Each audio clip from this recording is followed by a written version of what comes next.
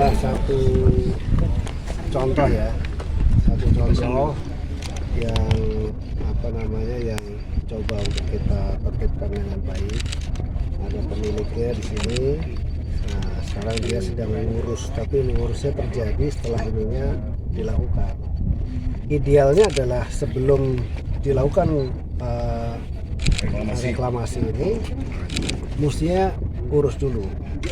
Lalu kemudian akan dilihat apakah ini diperbolehkan atau tidak untuk reklamasi, karena menyangkut soal ekologi dan lain sebagainya.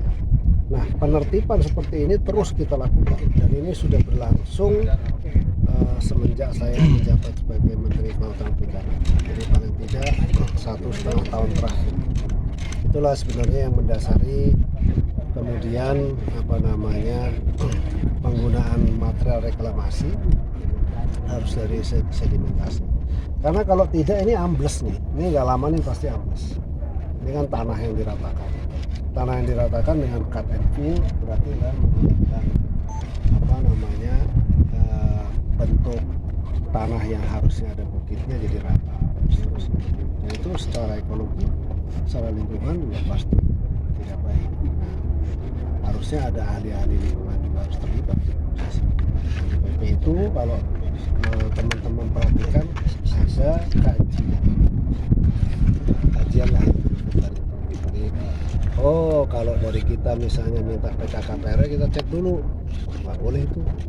Kenapa itu? Karena di sini di bawahnya nih ada tidal marse atau tanah timbul tenggelam, lumpur timbul tenggelam yang serapan karbonnya bagus, tidak boleh dilakukan reklamasi misalnya, maka tidak boleh terjadi. Nah, yang sudah terjadi seperti ini banyak sekali, tidak hanya di sini, tapi di beberapa tempat seperti di wilayah Kalimantan Timur, kemudian di di Rupat, ya kan, di Rupat Karimun kalau nggak salah. Lalu kemudian di Pulau Jawa juga ada. Nah, Pak Adin selalu begitu. Di Makassar juga sama, Kendari. Ya, itulah yang mendasari sebetulnya kalau saudara-saudara semua memperhatikan kenapa harus ada itu ya untuk lihat.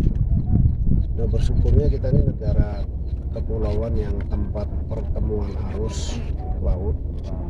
Sementara kalau saudara tanya, kenapa itu terjadi sedimentasi? Karena peristiwa oceanografi.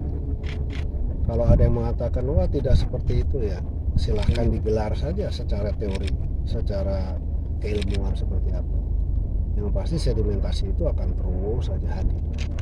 Itu harus dimanfaatkan, itu anugerah Tuhan yang diberikan kepada kita.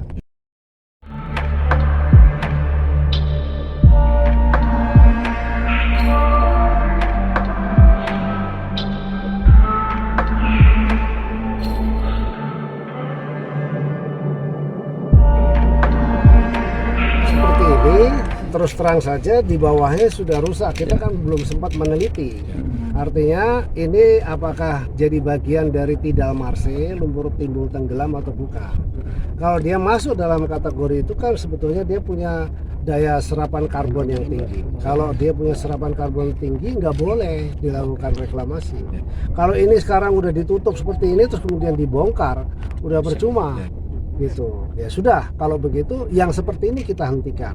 Saya terus terang bersyukur karena Anda datang kemudian melihat secara langsung. Artinya di tempat lain yang mau melakukan yang seperti ini dia pasti tidak akan lanjut, dia akan minta dulu, karena ke depan pasti kita bukan hanya hentikan, kita minta dibongkar nanti, atau efek jerahnya bisa seperti itu gitu ya.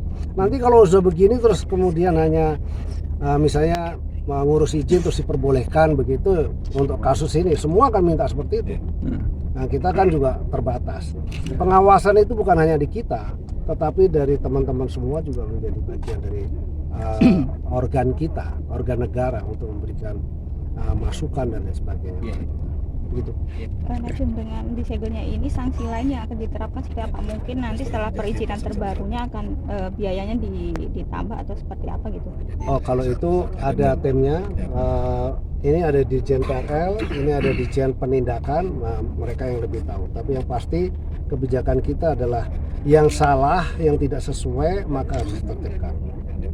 Ya, lalu kemudian proses selanjutan adalah seluruh PSKP dia akan keliling untuk mengawasi, jadi bukan hanya ngawasin perikanan tapi juga sumber daya laut yang kemudian kalau ada tindakan-tindakan seperti ini secara cepat akan dilakukan penelitian. Jadi kalau sebelum berlanjut kita sudah hentikan.